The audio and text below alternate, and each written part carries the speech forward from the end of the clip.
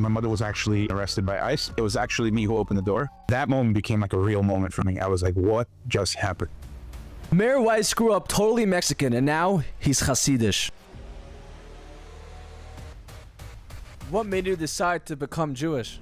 I had a yarmulke on for Shabbos, and my mother threatened me. She said that I wasn't allowed to go out because I told her I wanted to go to the synagogue. She was like, "You're not allowed to go out. If you go out, you're staying out." I had bought all my Shabbos food from the grocery, and I sat down. I ate my Shabbos food. She was like calling me, "Oh, come to the dining room where everybody was watching TV." So, as a sort of like a rebellious act against that, I just brought a pillow and I covered my face. She was like, "Why are you doing this?" I said, "Because Jews are not allowed to watch TV on Shabbos." She was like, "Who taught you this? I didn't teach you this." And I pushed back. I was like, "What did you teach me? I haven't seen any religion from you. I haven't seen any religion from my fathers. What did you teach me? Like, you don't even follow your own religion. So how could you be so adamant to push me against something that I believe?" Everything she would tell me to do that was like against what the spirit of Shabbos was, I would say, "No, we're not allowed to do this on Shabbos." Basically, I just like slept through the whole Shabbos. Hi everybody, it's Ari Finger and welcome back to the Jewish and Joyful Podcast.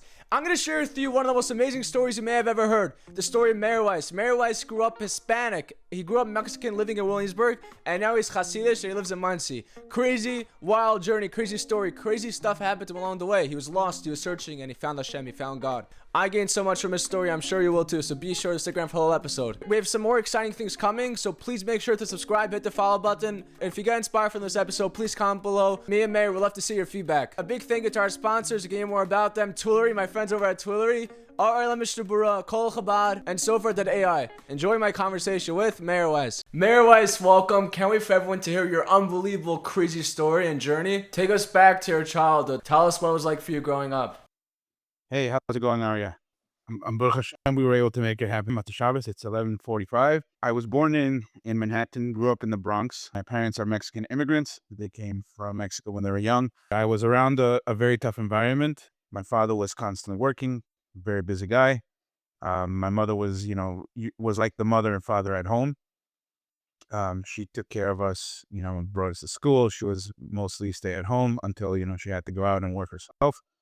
But, as a result of that, what ended up happening was that I had a very limited and, disconnected sort of from him emotionally and also like, physically. Like I didn't have much affection from him.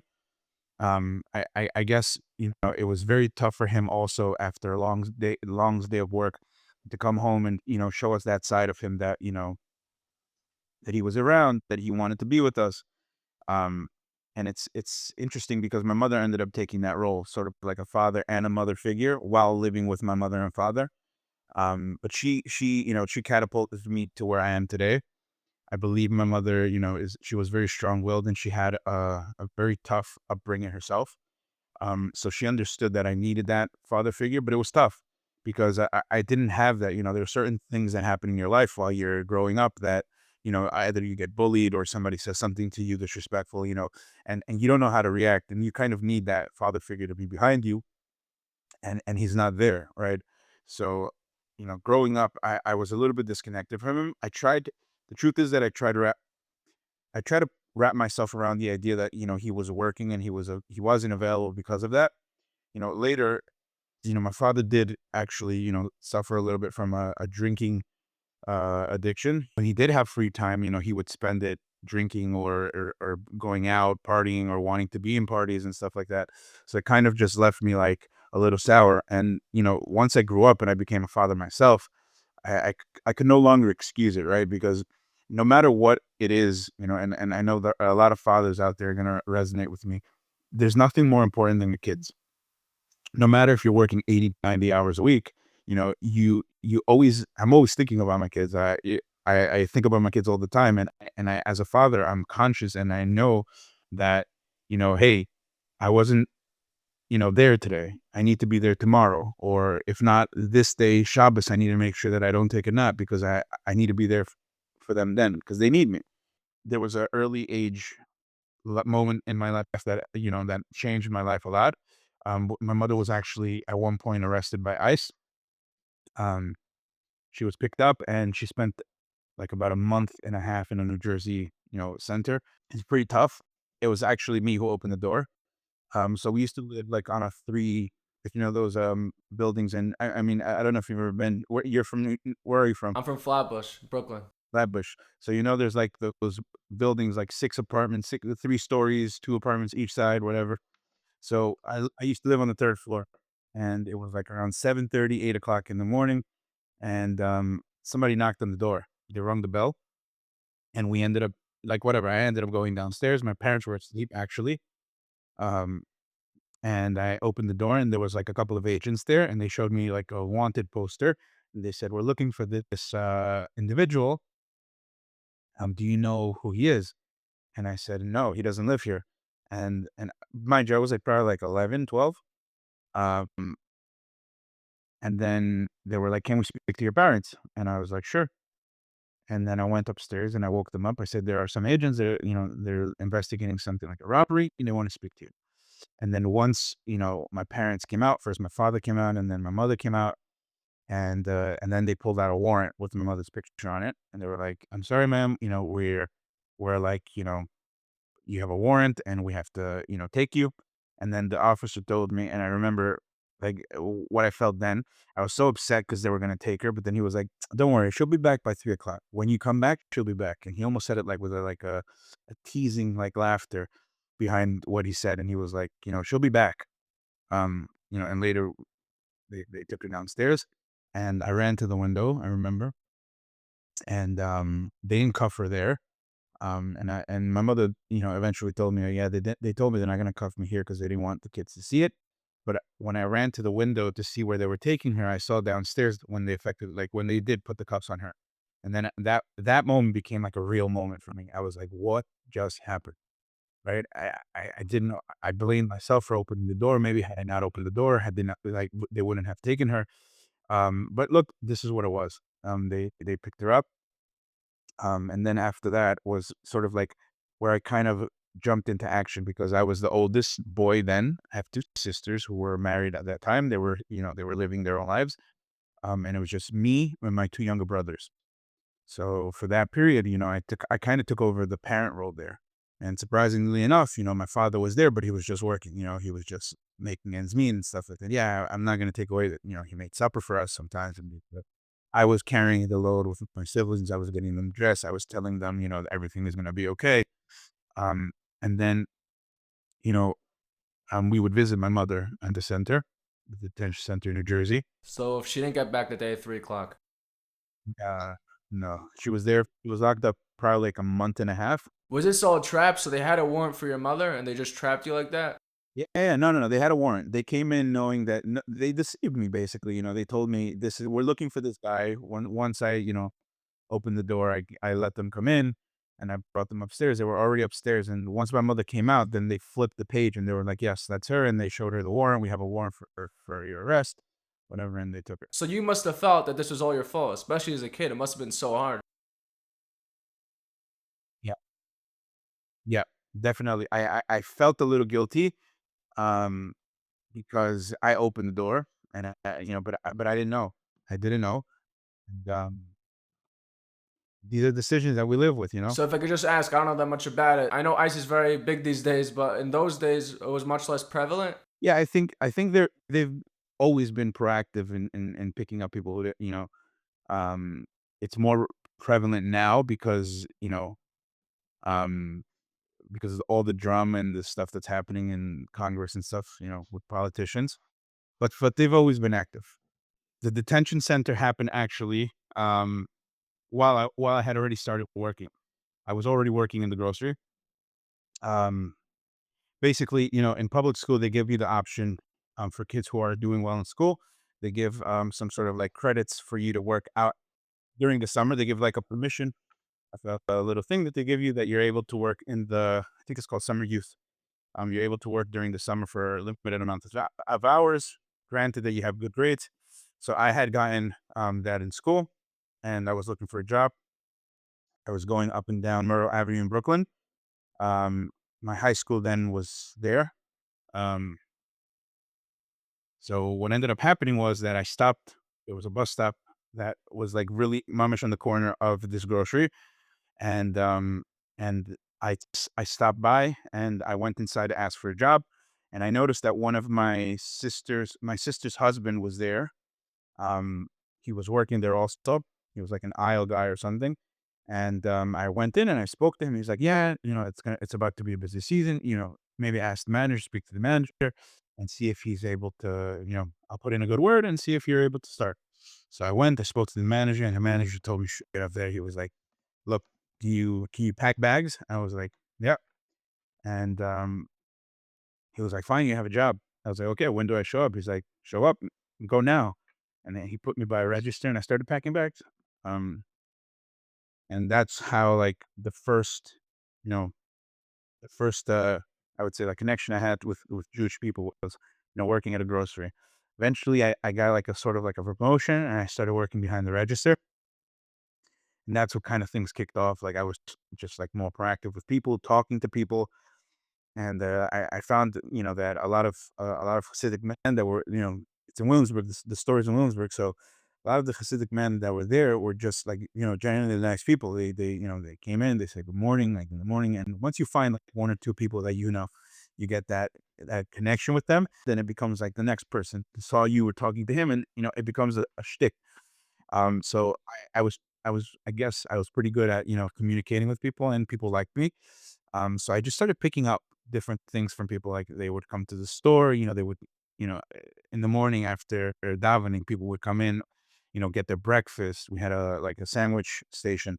And, I would constantly see people taking rogalach and making lasagnas and brochas. So I was just always so curious to understand, like, what were they doing? Like people came in from davening or from the shul next door, because there was a Satmar shul next door to that grocery, and their payas were wet and just like dripping down because they probably went to mikveh, right? Now I know this stuff, but then I was like, what's going on here? Like they're coming in, they're going out, the coffees, and it looked like a fun thing.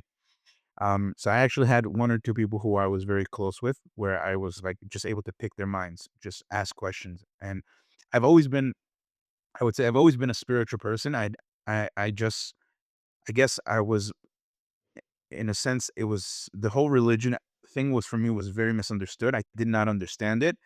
Um, and that comes from partially because my parents weren't religious themselves. They believed in God, but they never they were both rebels in their own sense, right? My mother came from a family of Jehovah's Witnesses, right? And she never practiced herself because she thought, that the religion itself and the way that they went about it was very hypocritical. They did things yes, they did things not. So she never kind of stuck to it, but she would always tell me, there was two things that I would do when I was young. She would tell me when I go to sleep that I should thank God that I went to sleep, and I should sort of like make a shtickle cheshbon nefesh. I should you know like think about what I did during the day, good things and bad things, and see how I wanted to improve them the next day. And then when I woke up, she would always say, "You have to thank God for giving you the opportunity again, to come to the world and to do what you have to do, whatever your purpose is." So those were the only two things that I kind of like had behind me. I guess, that beyond that, it was just like a mystery. Like I didn't know what was true, what wasn't true. My father, on the other hand, came from a Catholic family, and the things that I saw by him, were just a little bit more creepy. Like, they go with a cross, they go to a church, and there's a huge cross, and like, this figure over there. But I luckily never stepped into like one of these places. My mother was very against it. Um, but but yeah, I mean, that's what I had, growing up as religion, right? I didn't know what it was.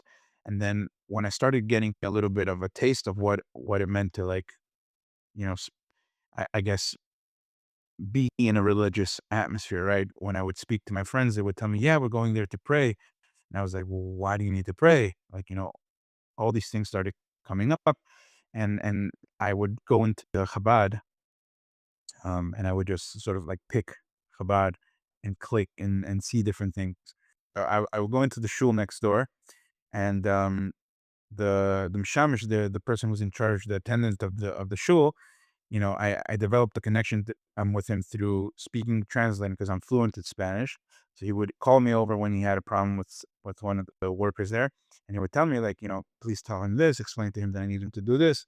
So I would translate. So you picked up Yiddish from the supermarket? No, he spoke English So now you speak three languages. for shtickle Lushna Kodesh. So you picked up on Yiddish after you.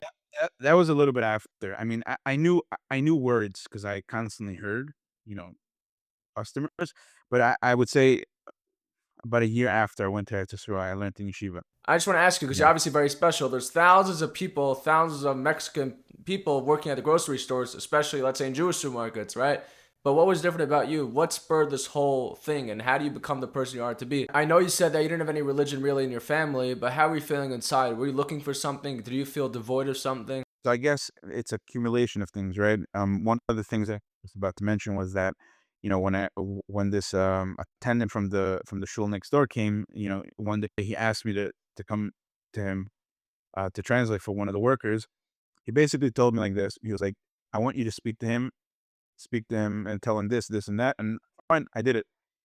As I was going out of the besmedrish, I heard next door, one of the shiny somebody was davening, and this guy, who I'll eventually explain who he was, but he was davening with such a varmkeit.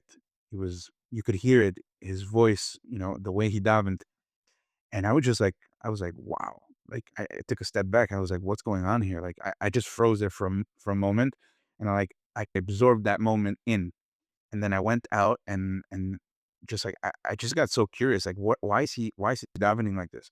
It ended up being that it was during a fast. So I went home, and my mother had a tablet, like a sort of like a tablet. We didn't really have, she didn't give us that much access to computers and stuff, but she gave me she had like a tablet sort of thing. And I went in and I started Googling, like, what do Jews do in the afternoon?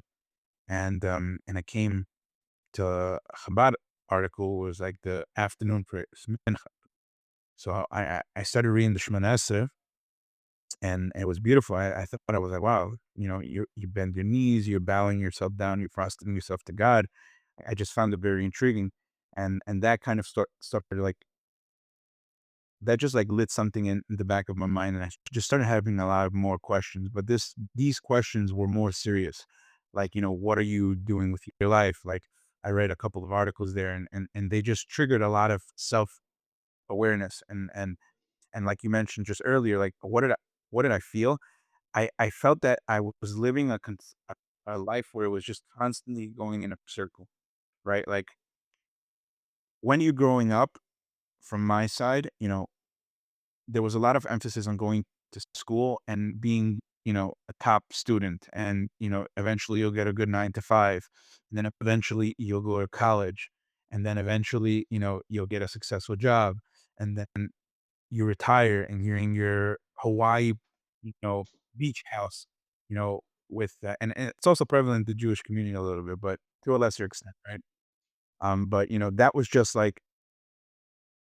that was just it. Like that's what I thought I dreamt, like going to a good college, you know, getting hundreds of $1,000s in debt, with the 4 year, 6 year, whatever the college programs are today. But that was the goal, right? But there was nothing more to that. Like, what happens when you have that job? What happens when you go to that school? What happens after that? Like, what's next? And then, I kind of evaluated my own family, and I said, look, my father on one hand, my mother, they're a product of their environment. Like, they have no choice in the say of like working hundreds of hours a week, or, not being able to pursue their dreams, because they had no choice. They came to a country they were up against a lot of odds, and they made do with what they had. They had to work and they had to provide for a family, and that's it. But what do I want from my life? I'm not up against those odds, right? So I want to do something more productive. And money for me was something that, kind of like appealed to me until I started working. And I'll explain what I mean by that, because when I started working, I didn't really, I was at the best time of my life where I didn't have so many expenses, right? I was a kid. I made money. I felt like I was, rich, and, I was leaving every week with my paycheck, nothing,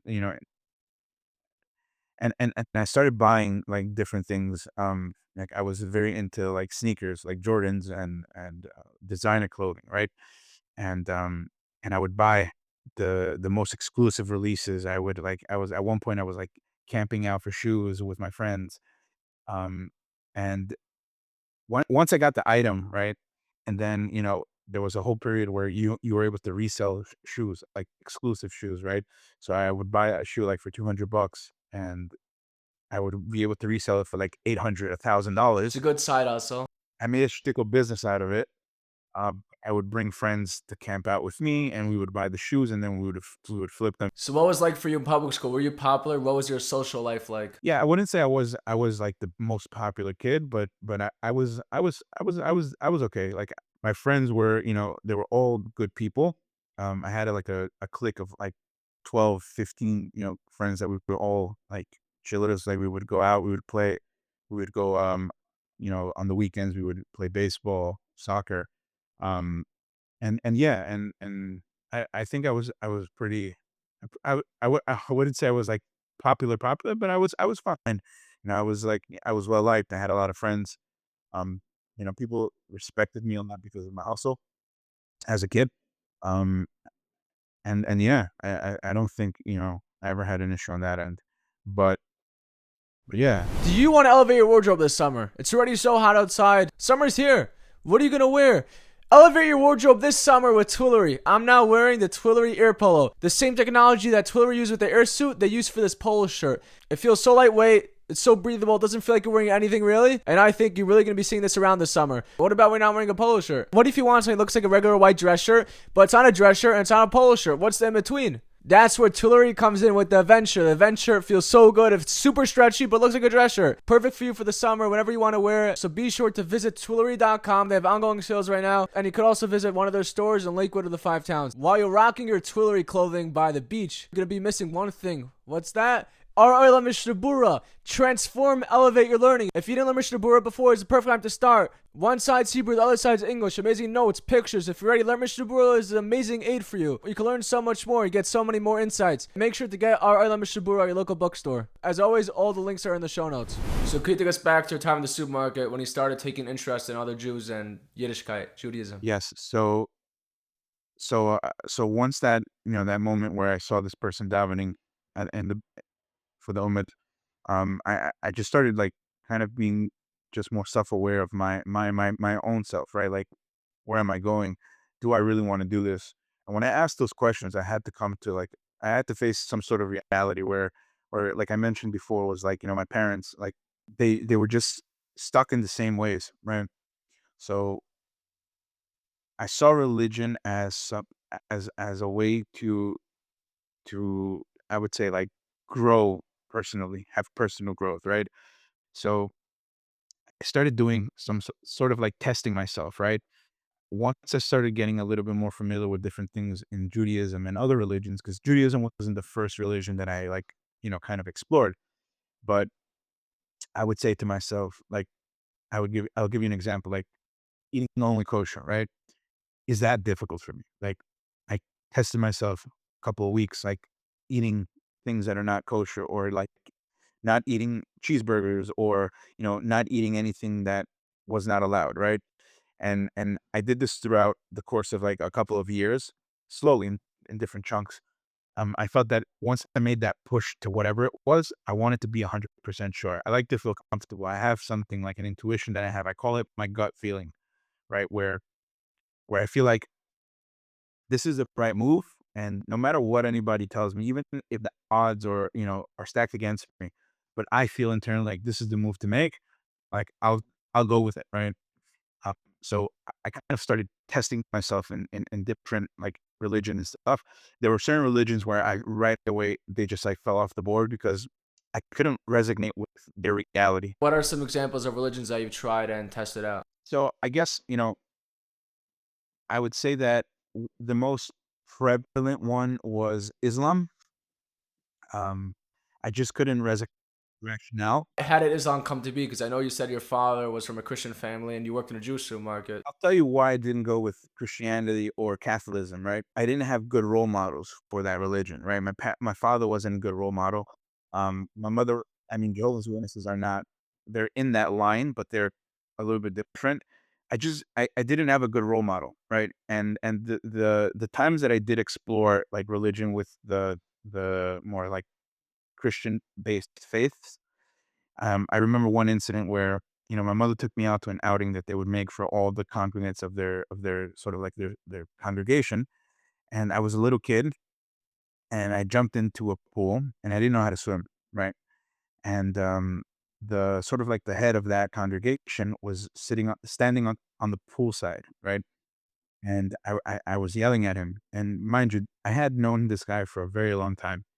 Um, and he had even taken me out, like to be makad of me to religion, to like a chicken spot, like chicken wings. And he used to like do these types of things to just like kind of like bring me in, make me feel comfortable with him. And I don't know why.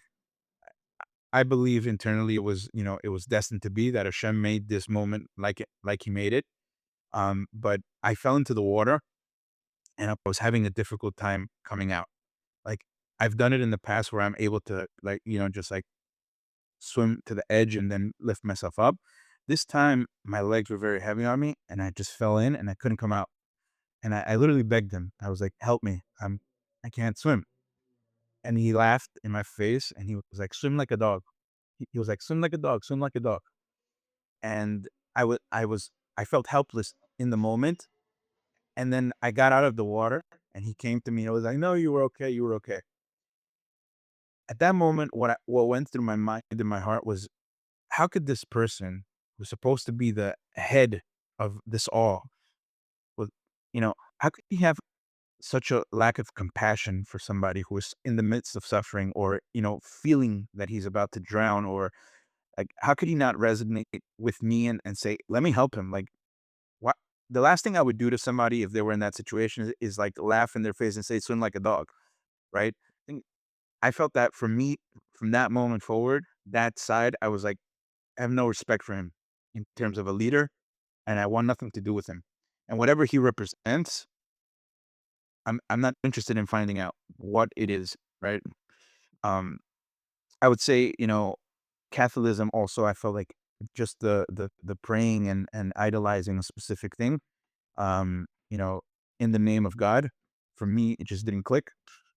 Um, I, I guess that's with that. And then, Islam, there were just questions that I couldn't get answers to, right? Now, I don't want to get into these things, into the nitty gritty of what it was, but I would just say that there were a lot of questions that I couldn't get answers, right? And sometimes people will say, push back on that, will say, well, maybe it's the type of people you spoke to, right?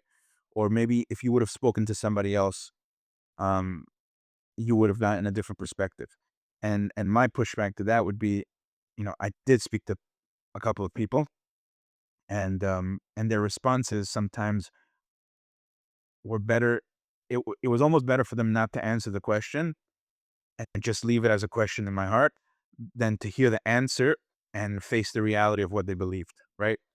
Um, and I guess, that was that. Interesting. So after you learned about Islam, you came to Judaism. So I would say that it was a process, right? It didn't just happen instantaneously. I believe that that moment where I heard this person praying in the synagogue kind of sparked something for me, and then I just started doing research on Judaism itself. I would say that one of the pillar moments for me was while I was in that moment of like finding something was when this happened with my mother. When she got picked up by ICE. And I would say that one of the times that I went to visit my mother was a very painful time because the lawyers at that moment were just like not sure what was going to happen, and they had clearly communicated that before we went to visit. So in my mind, I was kind of gearing up for like maybe this is the last time I see my mother in the United States. Maybe she's going to get deported. And my mother is a very sh- she likes to appear very strong public, like for us. But I know internally she was just devastated. And I would say the bond with my mother is that close that I'm very close with my mother. Just uh, and I knew that she would need me to be strong because if I was, sort of like soft and crying, it would just devastate. It would devastate her. So I had gone with my father, and my two siblings, and they were all crying. And I was just standing there, and I had to be that mature person at the moment because I saw that my mother was just like waiting to see me. I didn't speak to her. I was acting cold. I was acting all serious, like a big grown up. And internally, I was crying, right? But I went and I said, "Mom, everything is going to be okay. Don't worry about it. We're going to make this through." And then she gave me a hug and she said she loved me, and we left. On the way back, there was like a little gas station there. We basically stopped by this gas station, and I picked up a Haagen-Dazs little mini ice cream. They have a spoon inside. I was eating it. I was about to eat it actually, and then I looked at both my brothers that were just staring at me, and they were like desiring that ice cream so badly. And I remember that I took the lid and I cut the ice cream in half with the spoon, and I gave one half for my little brother and the other one for my second youngest brother. And I gave the ice cream fully to them, and I was just left with like the little leftovers that were on the container. And I remember feeling so good about myself. I felt so I felt like I was able to give back to them, sort of like I felt like I was a father figure for them. I felt like the moon, to be honest. I felt so good about myself.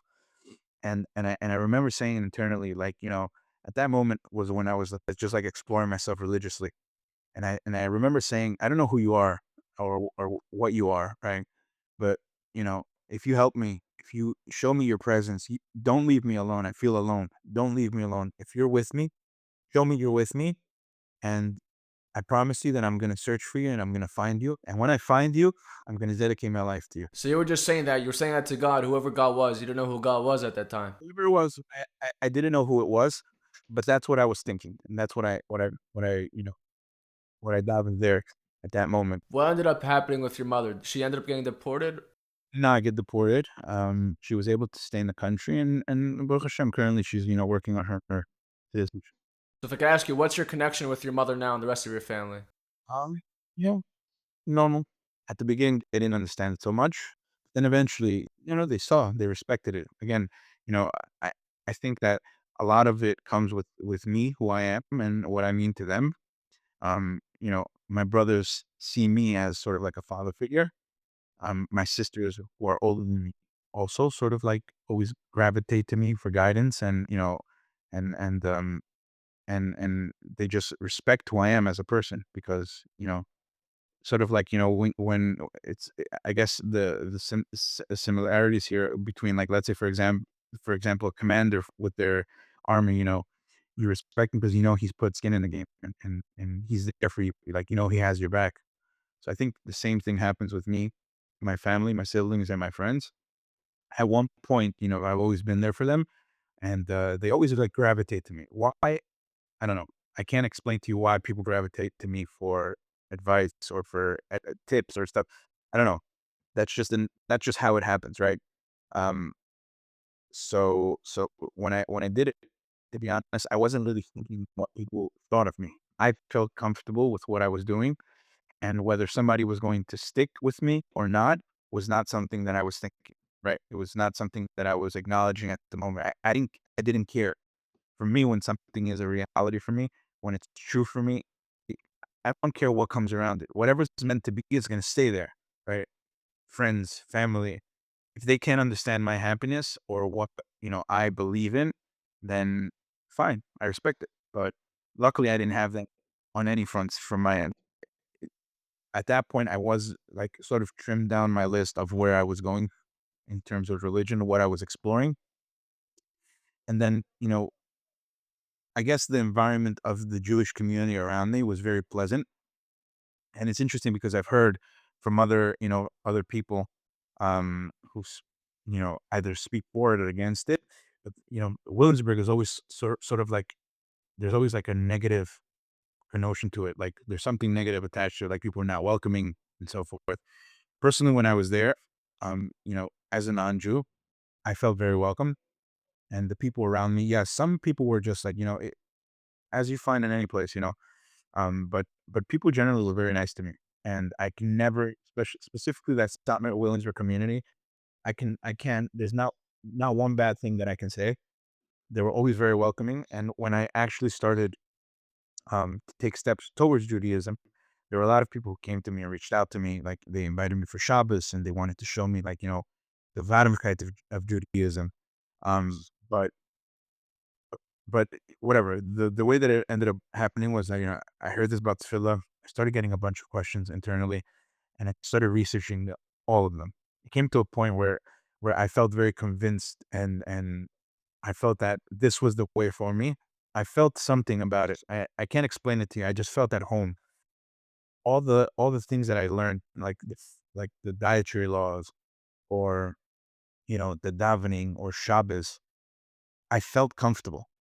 I felt that it wasn't like, it's not like, it wasn't weird. It felt all natural to me. So once I started like actually learning more and more and more, I was just like more connected to it, right? And there came a point where I was davening like Shemana Esrei, and just how I felt while davening, it was just very, very emotional for me. It was very powerful. I felt safe, and I just decided to continue. There wasn't really a rationale to why I was doing it. It was just a feeling. I just wanted to get closer and closer and closer and closer. So eventually, I reached out to a rabbi, one of my workmates who was working there. He was like, "We know this guy who can maybe advise you in the position that you're in, whether converting or give you advice on what you're looking for." I reached out to this rabbi, and he told me, look for a Chabad house around you. Speak to the Rav in this shul, and see if he's willing to learn with you. So I went home, went to Chabad, and I put in my zip code, and believe it or not, behind my house there was a Chabad house. I used to live in Ridgewood, New York. Um, Myrtle Avenue, there's a Chabad house. It's called Beis Aaron, and I called the Rav, and I asked him, I told him, hey, this is my situation. The Rav that, the sponsor of who's leading the conversion process wants to have somebody learn with me. Are you willing to learn with me? And he didn't hesitate. He said, yes, I'd like to speak to him. But yeah, eventually he spoke to him. They connected, and he called me back. He said, if you want to learn, come at 7:30 across the street from 770. There's a basement there. Go inside. Wait for me. I'll be there. So I decided to I was like, you know what? Let's go. Let's get it started. So I ended up taking the subway early in the morning. Mind you, I was still in public school then. I was still in high school. So I had to wake up very early. I had to go to this rabbi. I sat with him and I learned with him till like about 8:30. We started learning basic halachas like Shabbos and then a little bit of Hasidus. Um, and then I would go right after that, I would run to public school, to high school. And then after I was done there, I would run to my job, which I was still working at the grocery. And my shift would start like around 3:34 and end like 11-ish. Thursday was 12 or 1. Yom Tov was like 2 o'clock. Erev Yom Tov was like 2 o'clock. So I was like on fumes during that time. I very, very rarely slept. What about Shabbos at this point? So I would say that I wasn't keeping everything, but I was trying to keep what I knew at that moment, right? So if whether it being like food, kashas and stuff like that, I would keep that. Shabbos was one of the things that I kind of almost fully kept. So, during the conversion process, you're not allowed to fully keep Shabbos because it's against halacha. But I would so at the very beginning it was a little bit tough because my mother did not allow me to go out on for Shabbos. When I was learning, she didn't know. I used to do something in high school where you kind of took region exams twice a year. The first half was like, for the, like, let's say algebra, right? I would take algebra for the first, half of the year, take the regents then, and then during June, at the end, the latter portion of the year, I would take another course. Like, I don't know, I don't remember what I did then, but I would take two in a year. So I was like an advanced program sort of thing in high school. So she knew that I had to go up early in the morning to school and late. Don't ask me how I fit everything into my day while, doing all of this, but it just happened. Like I would leave for school and she thought that I would go to these like classes to prepare for the regions and stuff. I wasn't actually, I lied to my parents then. I feel bad about it, but I felt like it was for a good cause. And I would make up my work, meaning they could never technically catch me because I wasn't failing in anything, right? It wasn't like I'm becoming Jewish here and then like flunking school on the other hand, right? So I did not tell my parents originally, and I would go out and I would learn. Um, and then eventually, they were more understanding. But to what we were talking about before, Shabbos was almost the only thing that I kept. It was only like mamish, like in half an hour before the Zman, I would do a malocha just so that I wouldn't be, fully Shem Shabbos. But Shabbos was for me the most special mitzvah of everything that I was learning, and it was very dear to me. When I met this Chabad rabbi, um, basically what happened there was like this. I ended up meeting him that morning, 7:30, and from afar, he was waiting outside. From afar, I noticed he had a very long ginger beard, and for some reason, like I just thought back to something that I experienced when I was a younger kid. I remembered, and I remembered that I went into a barber shop. And for anybody who wants to take a look, Nick's Barbershop in Ridgewood. Um, I went into that barber shop with my brother. It was a Sunday, and I remember some, guy with a red ginger beard come in, and he had a stick in his hand, and he started blowing that stick, and it made funny noises. That's what I remembered then, right? Like exactly. So I was in the barber shop there, when he blew shofar, and then when I met him, I reminded him. I asked him, "Were you that guy who was blowing the stick at this barbershop?" And he explained to me that the owners of the barbershop were Jewish, and he was there for it was Chodesh Elul, and he was there blowing the shofar as the custom is to blow shofar on Chodesh Elul. And he was blowing shofar for the Jews there. Um, and I was there, so that's the first time that I ever met my future rabbi. So I was like, kind of like, whoa, like I saw you before. Like, yeah, that was me. Um, and he was great. He was an amazing teacher, a very warm person also. And yeah, so I started picking up from him different halachas on Shabbos, on food, on different mitzvahs, right? And we learned Hasidus also which was like a mystical thing for me. We learned Tanya, and again, granted, at that moment, it was more of like the conception, like to conceptualize things of Hasidus, like that there is a influence or amongst the elements of the world and Hashem. Um, it's something that I didn't understand fully then, you know, but it was just like more to like put me in the position to be aware that there are things more elevated than our eyes can see, right?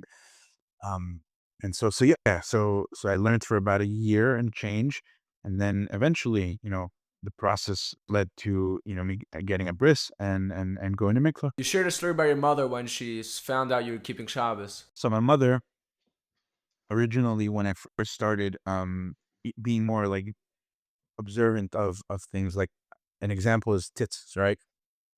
So I bought a pair of tzitzis on my way back from this learning session. Not this first time, but eventually, you know, I'm in the 7-Step in the area. There's, Kingston has a Judaica store. I went in there and I bought a tzitzis, and I wanted to go with tzitzis. So I bought one and I took one home. And I remember my mother found it on my bed, and she was like, "What is this? Like, why are you having this? Like, what are you doing?" Like, she thought it was like a phase, like I started working at a Jewish supermarket. I got close to the people, she at that time, she was also, she was, also assuming, oh, he sees that Jewish people are wealthy. Like plenty of people, by the way, like along the lines of, my process, a lot of people were saying, oh, he just wants to become Jewish to get money. Like, all these things.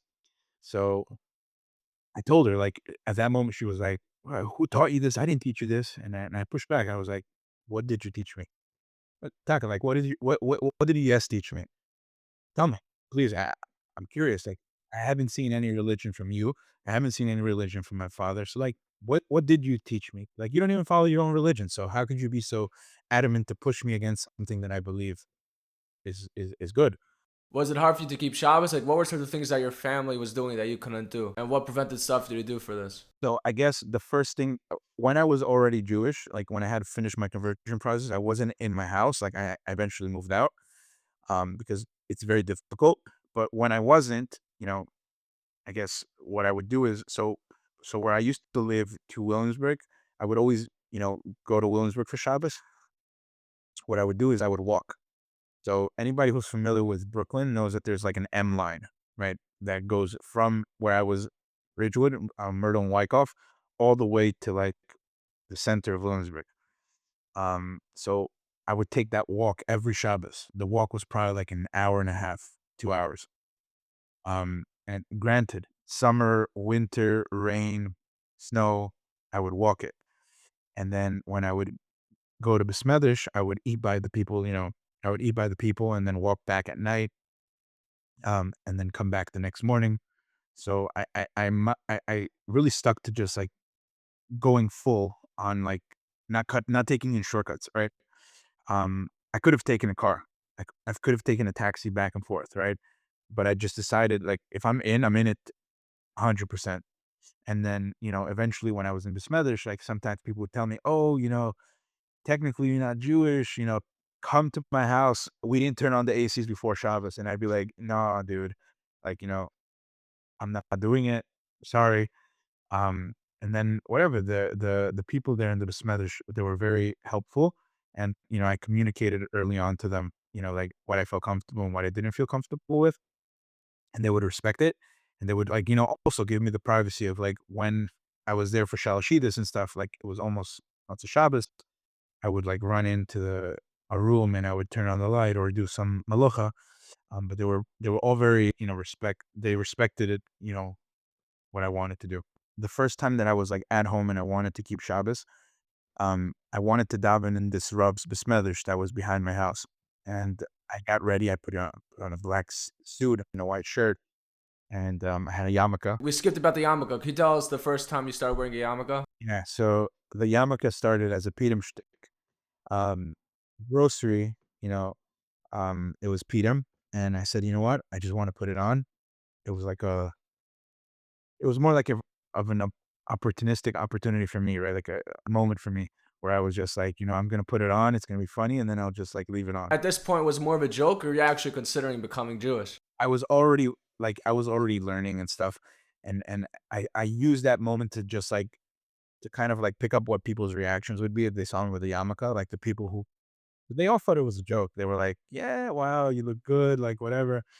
Then Purim was over and it was still there, and then people were just like, they just like started posting, yeah. And then eventually, some of my close friends, like I filled them in, like I told them like it's serious.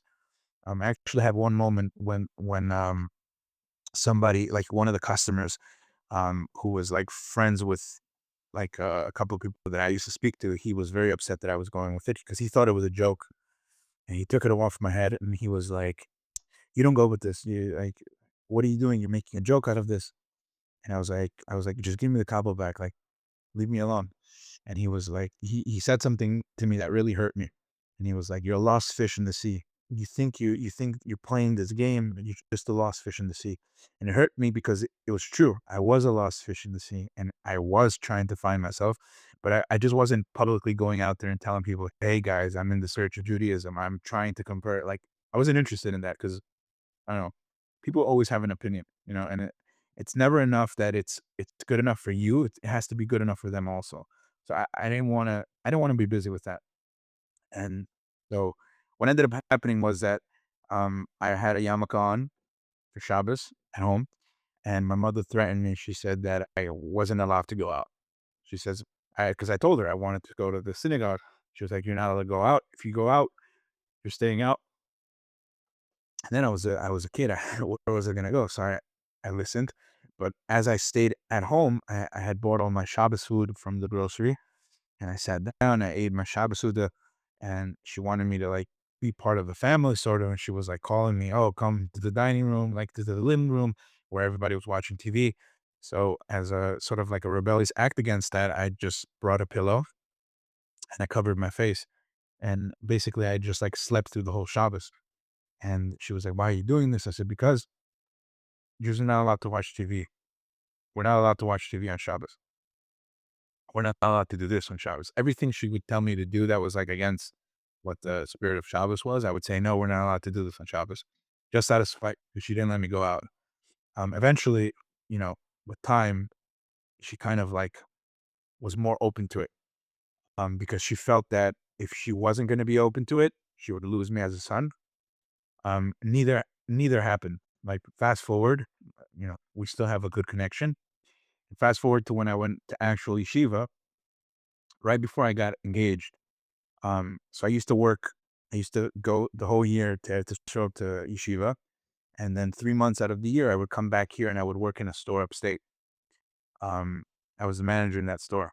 And I would make my money and then fly back to yeshiva to learn. This was after I was converted and everything. That last summer before I became engaged, my mother told me, "Stay in yeshiva. I'll send you money. You should stay in yeshiva.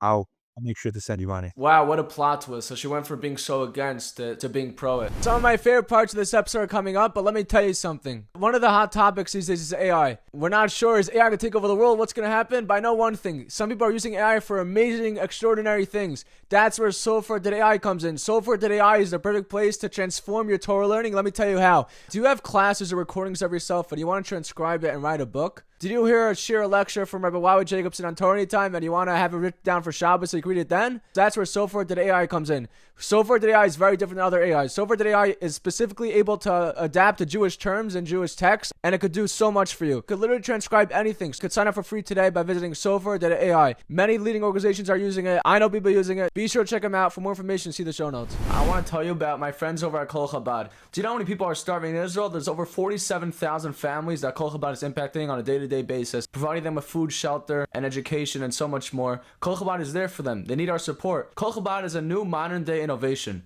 You know what they have? They have the Push app. You heard about it before, probably on Jewish and Joyful. Did you get it yet? Go visit the link pushkapp.cc/joyful. That's pushkapp.cc/joyful. And there you could download the Colel Chabad Push app. In this app, you give any amount. You give $1, $5, $10, $15, $20, as much as you want. Once you reach the goal, you empty your pushka and it goes on your credit card. And you just donate to help the poor people in Israel. As always, all the links are in the show notes. So I want to ask you, what was it like to disconnect from technology for 24 hours, especially from someone who was used to it? Well, I wouldn't say that I had it. We weren't allowed to watch TV growing up. My mother was very against watching TV.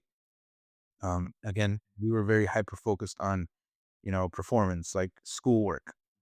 For us, school was number one. There was nothing to discuss.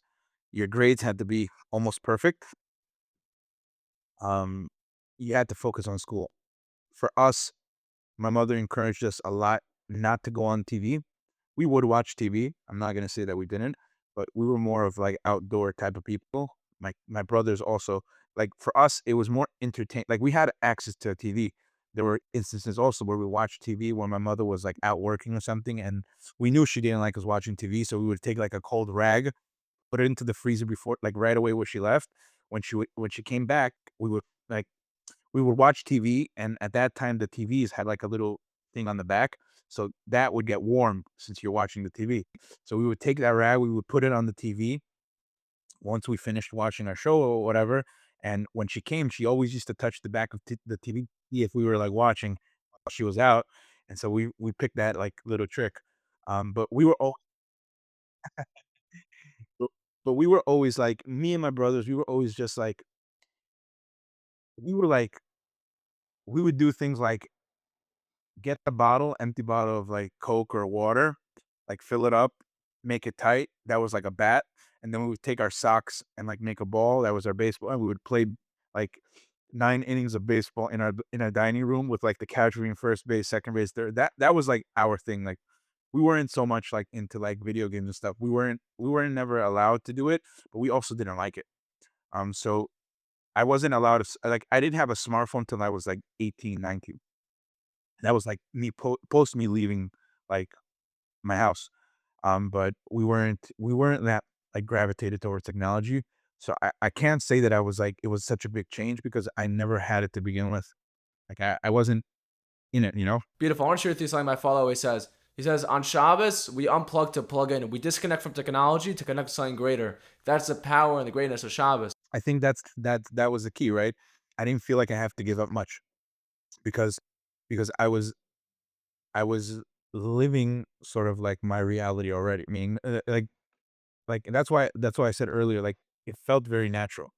I didn't have to give up much. What? I couldn't put cheese on my burger, like that was fine. That was the worst, right?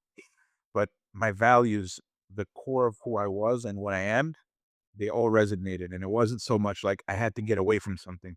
Like I was never in anything, right? Like I was just floating. So when I found myself comfortable in this religion, in this place, it just like clicked naturally. It was nothing was forced. And I'm the type of person that I need to feel safe where I'm at, and I need to respect what I'm doing before I make any decisions. And I felt safe, and I felt like this was the way for me. So after learning with the rabbi, we can see now that you changed so much. You're amazing Hasidic Yid. How do you get to this? What happened? I guess let's take it like this, right? So originally, when I was in the process of converting, I always had a feeling towards like the Varmkeit of Hasidim. Um, when I would go for Shabbos, the Shalashidis were all like singing. The davening was nice. Um, I felt a close connection because I guess that there's just the basic, the I guess Judaism 101 where you like, you daven, halachas, tefillin, Shabbos, kashas, all these things. But then there's like the next step where a person, wherever they are and whoever they are, they have to connect to Hashem in order to continue to feel that, fire in their own way. I felt that my way to connect with God and connect with Hashem in a larger, sort of like more long-term relationship, I found it in in in in the Hasidic environment. That's just my way. It's not the only way because you and I know that all of our Jewish brothers have their own way of connecting. My way with through Hasidic environment. I learned for a little bit of about a year time. Um, Already then, I pushed the Rav that was leading the conversion process, and he questioned me a lot of times. He pushed me away a lot of times, but I felt internally that this was like. I remember one time I had a conversation with him. He was like, "Yeah, think about it," and at that time I was like a little bit younger, whatever. So he was like, "Yeah, you'll think about it, and we'll see in a year or two." And for me, that was just like so. Like I don't want to wait a year or two. Like I want to start doing things now, and I want to do them fully now. And I knew subconsciously that I wasn't Jewish, so like I was half doing some things, right? So I was like, I can't live like this. I don't want to live like this, and this is what I want to do. I'm sure of what I want to do. And eventually, he moved forward, and we ended up finishing the conversion process. But that's really what it was. Like I just felt sure of what I was doing. I felt attached to what I was learning. I felt attached to the environment that I was in, even at school, right? I had my friends.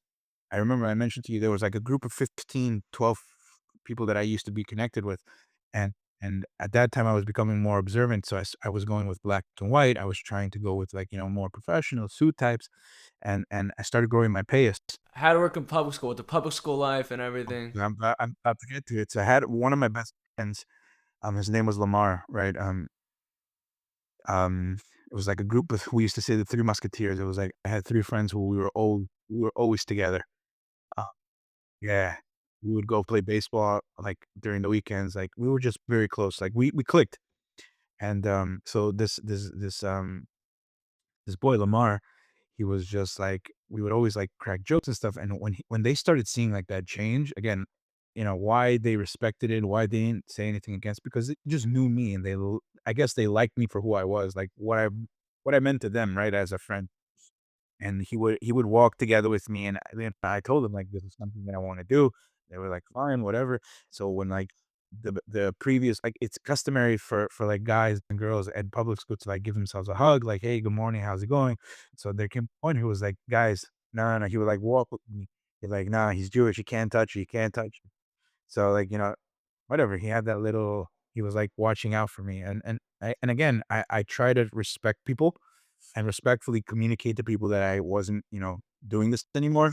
And it just clicked. It just, interesting. Maybe I share after you. I actually found a picture of me, like with my payas, and I just found it the other day, because when I hopped on another podcast, like I got some feedback afterwards, like no way that people could just like you were in the middle of the process and like you just started. I'm telling you, I when something feels right for me, I just do it. I don't care what people say.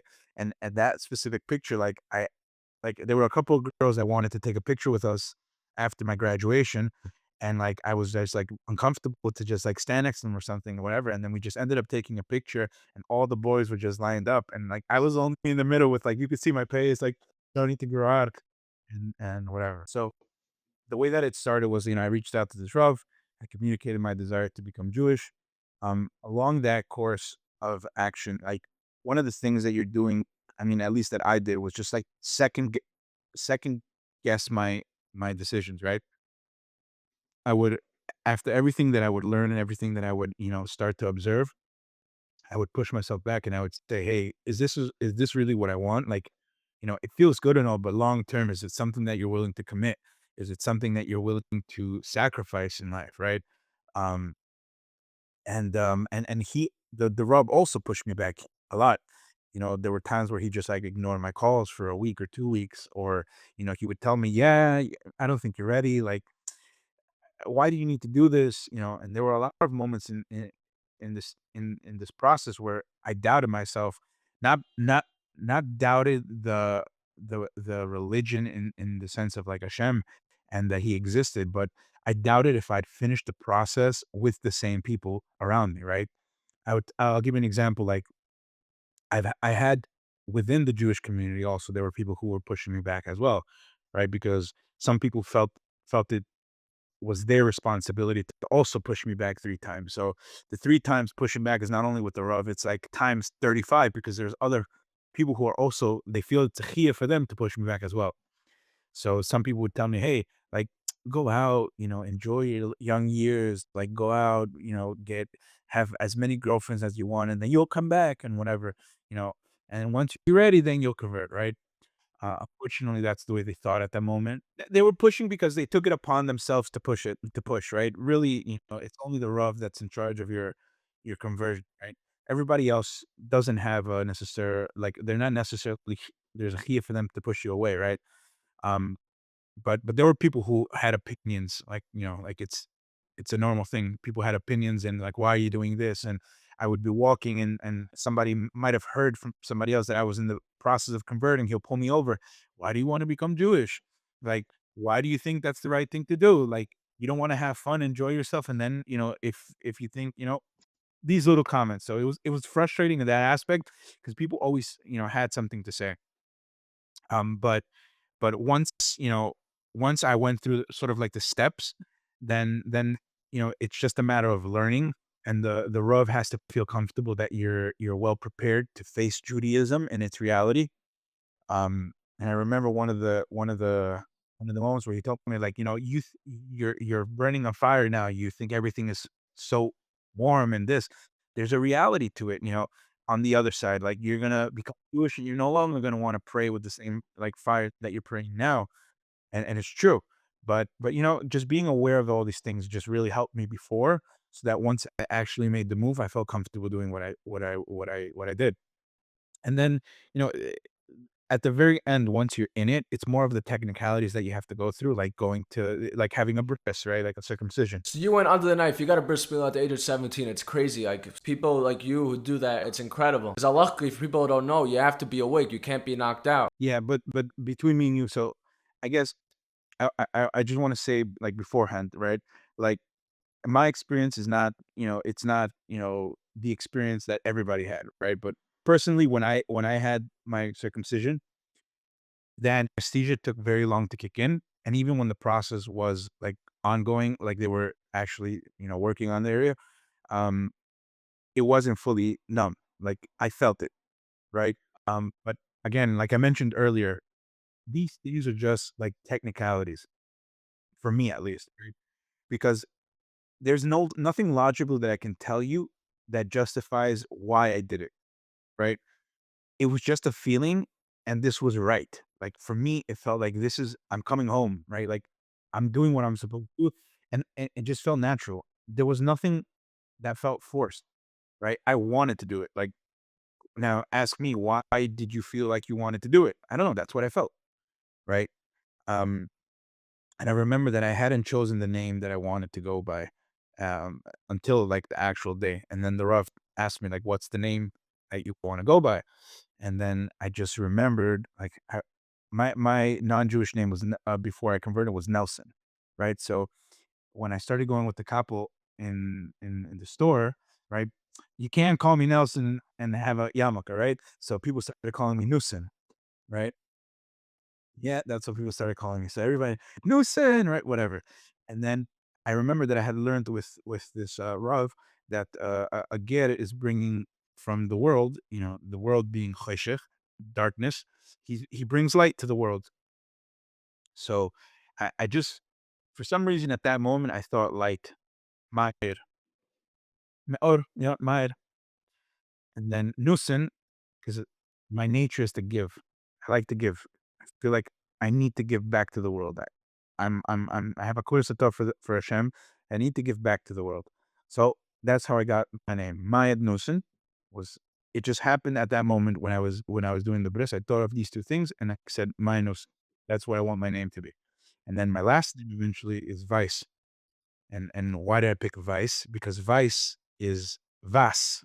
It's like similar to Vas, which is white in Yiddish, which is like white background, clean slate, no backgrounds, no chesuvas, no grandparents, nothing I can schlep from. It's starting all from me. Beautiful. So, what was your reaction when you stepped out of the mikvah? When you finally, because the last step of your conversion is in the mikvah. So, what was it? What were you feeling when you finally became a Jew? So there's a lot of preparation to that. You have to make sure, you don't have any barriers that are going to block the waters and stuff. So that in itself was a little bit, I was anxious about that. But but I remember the experience. I walked into the mikveh and the water felt boiling hot, boiling hot. It felt like it was like 300 degrees Fahrenheit. Um, I went in, I said the bracha, and I toiveled. I came out, and the Jewish belief is that when a person toivels, for the sake of conversion, that's when he receives his neshama, his Jewish neshama. And I went out, and as I was going out, I decided to put my hand back into the water, and the water was just lukewarm. Now, why? I don't know. That's just what happened. Whether it's believable or not, I felt when I walked into the water, it was just boiling hot. And then when I was leaving, I put my hand inside, and it was just lukewarm. It wasn't warm. It wasn't hot. It was in the middle. But that was my experience. It was exciting. I thought something was gonna like something magical was gonna change, but nothing really did.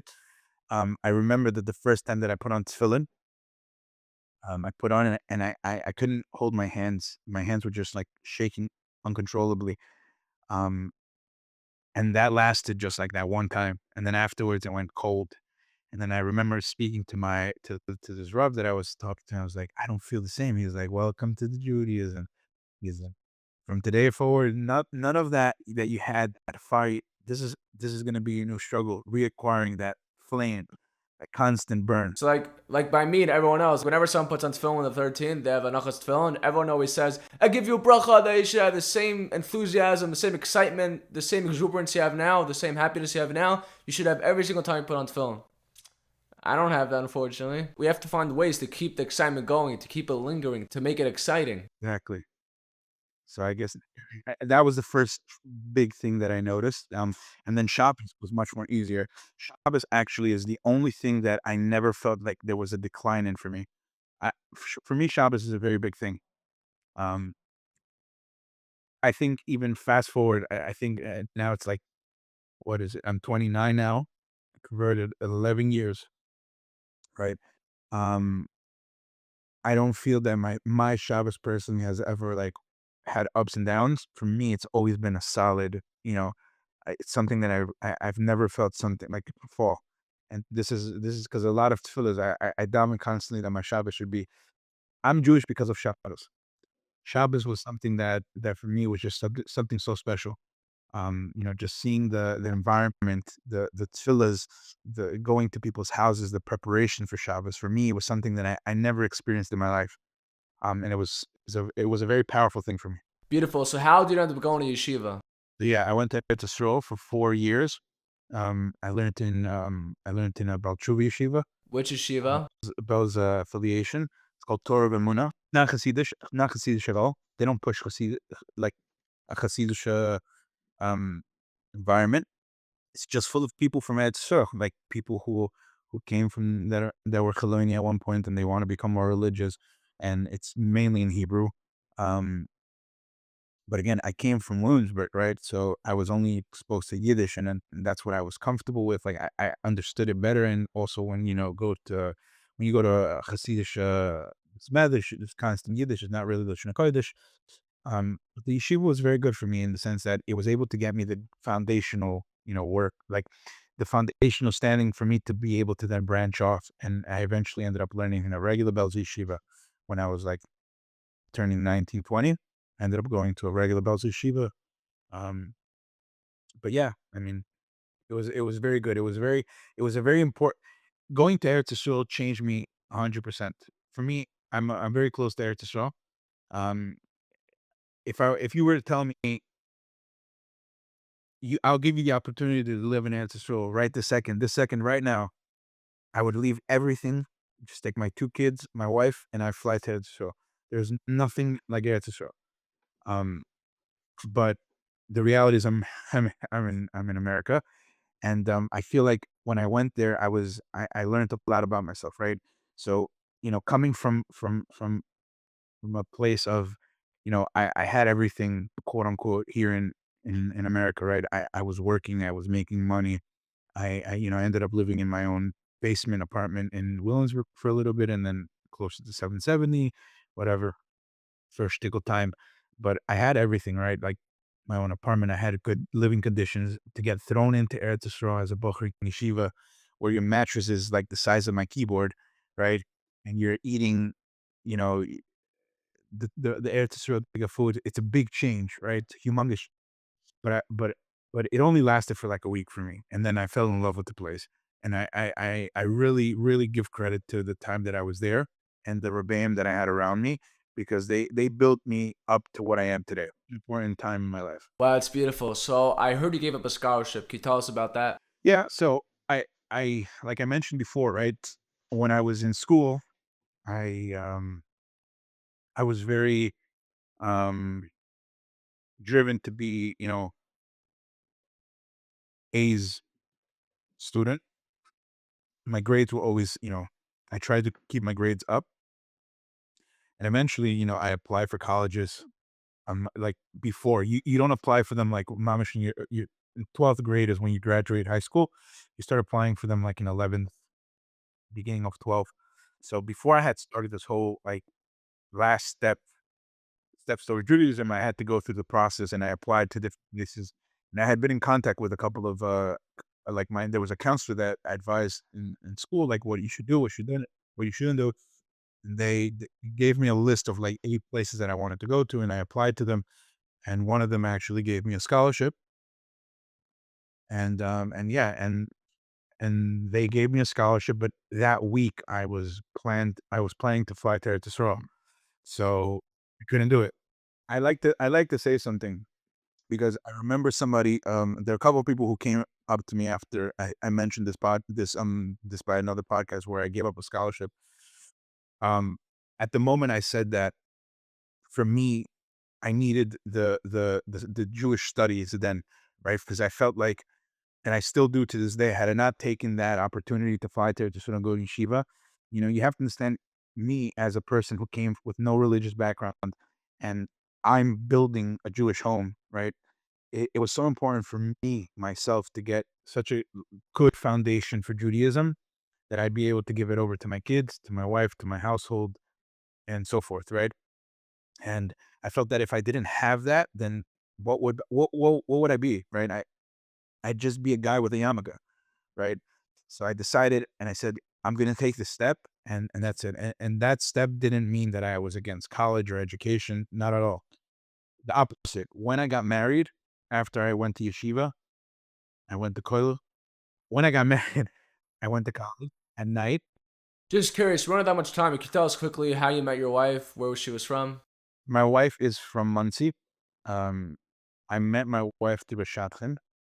I was learning I was actually here in America during the summer, and somebody proposed a shidduch, and we met a couple of times, and then we got engaged. I went to college, by the way. It's for the I ended up going to college. I'm an accountant. Um, I went to college after, but it was just the timing, right? At that time, the right timing was for me to go to yeshiva, and then afterwards, I ended up going to college. And what do you do now? I'm an accountant. Before we get back to some of my favorite parts of this episode, I gotta tell you something. First of all, we have a WhatsApp group. You can join by messaging 646-397-2320 or click a link in the show notes. And we also have a hotline. You can call our hotline anywhere. You don't need Wi-Fi. If you're in yeshiva and you want to call, go ahead. Call 605-562-3522. Do you want to receive brief, powerful, impactful inspiration on a story on the Parsha? Email today, info@parshanknowledge.com, or visit parshanknowledge.com. You got every week delivered to you for free an incredible, powerful vart, an amazing story for you and your family for the Shabbos table. Email them today, info@parshanknowledge.com, or visit the website, parshanknowledge.com. I heard a rabbi speak. He's a very big mechanech, okay? He said he walked into I don't know if it was, I forgot if it was a boys' school or a girls' school, maybe it was a Beis Yaakov. I think it was high school age. He said, I want all of you to put your heads down on your desk. And they did it. And he said, I'm going to ask you all a question. If you found out right now that you're not Jewish, would you convert? Okay, it's a probably controversial question, whatever it means. He said, for question's sake, raise your hand if you'll want to stay Jewish. He said there was a surprising number of people who did not raise their hands that they will want to stay Jewish. And he said there's a crisis of people that people don't feel the vitality, people don't feel the love of Yiddishkeit, they don't feel the love of Judaism, they don't feel connected to Hashem. And he said it's a very big crisis. So I want to hear what you think coming from that place. Regardless of that story, let's say, in general, what's the beauty of Yiddishkeit, especially coming from someone who did not have this life before? I guess I want to start by clarifying one thing, right? You think that all Jewish youth wants to be Jewish? So I guess what I want to get to is like, I think that people do want to they do want to be Jewish because that's the essence of a Jewish Shalom, right? We see that with the sages say this, and we're a part of Hashem, and I think that the only issue is that people are misunderstood, right? And for some reason, and it trails back a lot of years. There's a certain box people make. It's made by people. It's not made by the teachings in the Torah. It's not made by the sages. There's a box that people create where if you're not in that box, you're left out. And I think that as a result, what ends up happening is that people get a bad taste towards Judaism, especially people when they're young, right?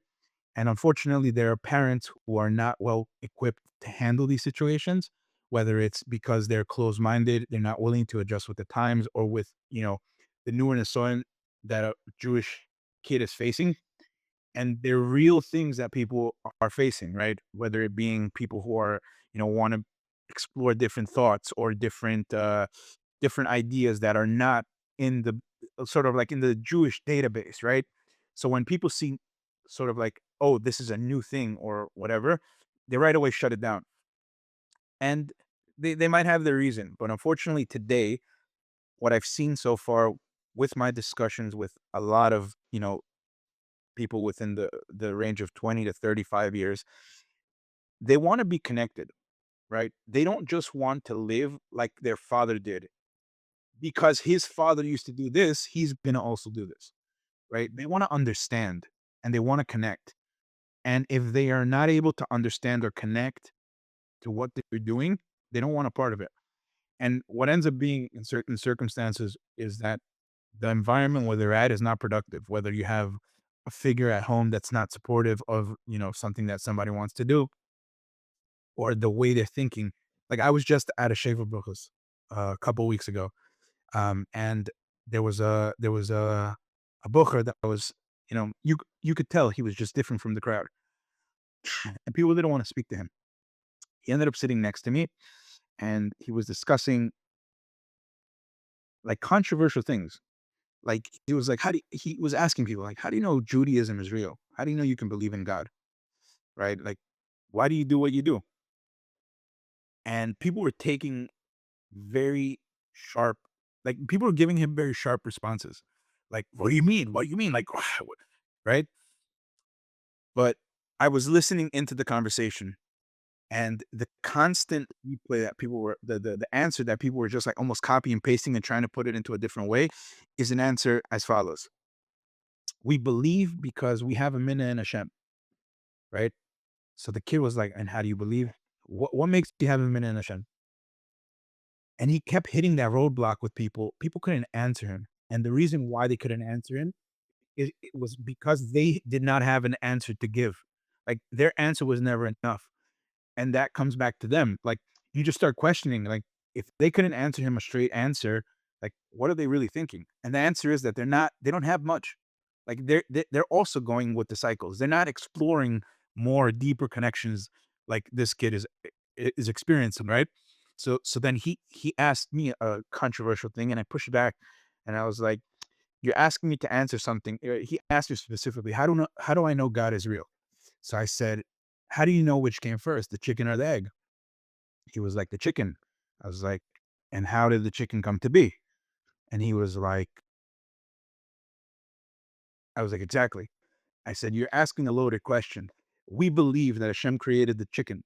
The chicken was the first thing that Hashem created. Now then, from as a result of that came the egg, right? Because we have a belief in Judaism. So he asked, so why do you believe in Judaism? How do you know it's real? And I said something to him and he just didn't, he couldn't answer me back. And that was the end of it, right? And he told me, I like the answer. And I told him this one thing. With Judaism, there is not a single question you can't get an answer to. It could be you're asking the wrong person. There is not one question that you can ask about Judaism that you cannot there won't be an answer to. Every single question has an answer. Whether you agree with it or whether you don't, every single question that you have has an answer. And then he said, he says, that's how I know Hashem is real. He says, you're right. I know Hashem is real. But he's like, but why don't they understand that they have to question? So if you take a step back, right, you listen to this guy and you listen to the pushback that people gave him, you could think he's crazy. I experienced quite the opposite. I thought he was a deep thinker. I thought that he was just thinking something not conventionally thought or questioned by other people, right? Is he right? Yes, he's right to ask questions. You should ask questions. You should push back on something you don't understand. Why? Because that'll lead you to growth. When you don't know something, when you're flat minded, anybody can come and push. It's almost like you build a pyramid, like a tower of faith, right? But if it's not, it doesn't have a foundation. Anybody can come and just push it, and it's over. You don't have anything.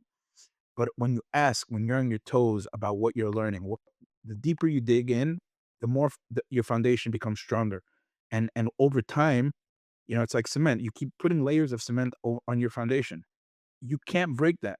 Where whenever and wherever I go, it doesn't make a difference what I learned yesterday, what I learned today. If somebody asks me a question about Judaism, I'm able to answer them because I live in what I'm.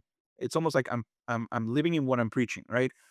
I believe in what I feel. Why? Because I'm so confident of who I am as a Jew, of what I've learned, what I'm reinforcing myself with on a day-to-day basis, right? And I feel like sometimes people who are not, and it's a fault in our communities. Sometimes people are so close-minded about certain things that what they end up doing is they end up pushing people away rather than try to keep them, right? Sometimes people need to go to professionals, whether it's therapists or different things. And you could fight with me all you want, whether it's controversial, whether it's not. The fact is, and I've seen it because I've recommended people to go to professional. I've experienced people who do get the help, right? They have to take it. They have to do it. So whether you like it or not, whether it's normal or not, like what I just mentioned, therapy. There are people who would say, oh, he's crazy. He's going to the therapist. Like now we're starting to break that taboo a little bit more, right? Where it's more normal and we should push it, right? Because rather handle a situation that is out of control now in its early stages than wait 20 years till that person grows up with all these things. And then you're stuck with what? With a person who's damaged the whole life, right? No, you should fix and you should push that person to get help now, not when the consequences are going to be more severe in the future, you're only damaging the person. You're not helping him, right? So I feel like the more we break that taboo of like the world is changing, right? I always say this: the people that came before us, Holocaust survivors, they try to preserve Judaism, rightfully so, and they had an attitude towards the outside world, right, where it was like we need to preserve what's inside our box, and that's 100% understandable and it's reasonable, and there's nothing to blame them. That's what they experienced in their life. But this generation today that we're living in now is not preserving Judaism. That's not our job. Our job is to enhance Judaism and to push Judaism for the next generations. Beautiful. And how do we do that? How do we do that? We have to be constantly on our toes. I mean, I feel like a person who's not who's staying in a constant, flat line stage of growth is just doing a detriment to himself, right? We constantly have to reevaluate ourselves periodically. Every person is responsible only for themselves. I always have a thing that I like to say because people sometimes come to me, oh, like this person is this. Don't worry about other people. Focus on yourself. You know what they say? The biggest chesed that you can do starts at home, right? Work on yourself. Make sure you're asking yourself the right questions. Make sure you're actually, holding yourself responsible for what you do. Am I being nice enough to people? Am I speaking to people with the most respect? When I daven, what am I thinking? When I'm learning, am I really learning? When I'm davening, am I really focused? Am I really helping my household, my wife? Am like be responsible for what you do, right? Constantly learn new things. Keep yourself up to date with, the latest, things in halacha and midas tovas. Midas tova goes a long way. I've experienced a lot of you know after the podcast that I've made and the times that I've spoken out in public, a lot of the times people come to me and they ask me for different things like advice. You know, there's one constant thing that I've learned to pick up, right? When a person's willing to do something for somebody else, he's willing to do something for himself as well, right? When he's unwilling to understand the other side, you you're always talking to a wall. And that comes from midas, right? That comes from understanding, compassion, having, in mind that you might not be the correct way. You might not be the most accurate person. You might not know everything. So you're constantly checking yourself and saying, hey, and I do this to myself also. I'm very critical of myself because I feel like I'm held sort of like with a I feel like I'm held with like a like a what is it called? The microscope? No, not a microscope. A magnifying glass. Um, so and I don't like to be a hypocrite. Whatever I say, I like to practice, right? How would you feel? You got me on this podcast, and the next day you see me on the street just recklessly acting like, disappointed, right? Right? You'd be like, wow, I thought of this guy, like stand up guy, like, I respected him, like I envisioned something. I've experienced that a lot in life with people that I've respected sometimes. The reality is that they're different from what they actually preach. So I try to live in my reality and I try to be honest with myself and I never say something that I don't fully believe in or practice myself, right?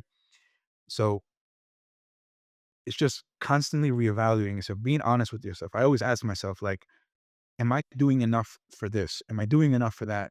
And when I see that I'm not doing enough, I don't shy away from saying I'm wrong. I'm allowed to be wrong. You know why? Because I'm a human. I'm imperfect. But the next step that I take once I know that I'm wrong and I acknowledge that I'm wrong is correcting it, moving forward. Sometimes you have to take it on the chin. I'm wrong. I'm wrong. I have to admit it and I have to move forward. But just constant growing, trying to grow is something that helps a person. Being generous to yourself, to your spouse, to your family, just evaluating the important things that life brings, whether it's family, whether it's, whatever a person wants to, what they hold, teach their own, but just not losing sight of what you are and who you are. Not getting thrown, into the crowd and just losing yourself because of what other people think. You have to stick to your guns. Every person has their personality, their character traits, their specific mitzvahs that they're connected to. Their specific, every person has like a own core where that identifies them. Mayor is mayor. He believes this. Arya has his own mitzvahs, his own beliefs. Stick to that. If you feel that's what you want, that's where you're connected. Don't let anybody change it. Don't let people push you around. Don't fall into the everybody is doing this, right? I constantly hear that, and it's always like mind-boggling. Like, but everybody's doing like this. Like, I don't want to be different. So there's always that comparison. Like, if everybody's jumping off a bridge, you're gonna jump off a bridge also. Then a person says no. Person says no. I'm not gonna jump off the bridge. I'd like to hear what don't you like about that? Yeah, I mean, as a kid, I always hear a kid gets into trouble because he did something with his friend. The principal got upset, so he's like, if Avi jumped off the bridge, you'll jump off the bridge too. Well, I would push back and say the example that you gave of doing something in class is not a significant enough thing, right? I'll give you an example. If everybody's telling you don't get professional help, I mean this one is going to be a little bit of a trickier one, right? Don't go to therapy. They're all crazy, right? Sometimes people will say, nah, they don't know nothing. They just talk. They're scamming. They just want to take your money. That's what everybody's telling you. But if you need to take therapy and you need to go to therapy, you don't listen to those people. You do what's best for you, right? That's an example that I'm trying to justify, right? Don't fall with what people say. Sometimes people are wrong. Sometimes people are short-sighted. They don't understand the larger picture. And I'm not, you know, that's just my feeling. That's just what I've experienced and I'm not coming here and saying I'm an advocate for therapy, but if people need it, they should take it. Amazing. Your story is so inspiring and powerful. It's also amazing how authentic you are. I try. I really appreciate this conversation. I hope you enjoyed this episode with Mayor Weiss. Mayor Weiss is so amazing. His story is so incredible. He's so inspiring. It's so uplifting. I gained a lot from this. Hope you did too. As I always say, I have the worst consistency of posting. Be sure to subscribe so you don't miss any interviews. We're on all platforms. Wherever you're watching or listening, YouTube, Spotify, Apple, turn anytime. Be sure to follow, rate us 5 stars, comment. If you have any feedback for me and Mary, we'd love to see it. If you got inspired from this, please leave a comment below.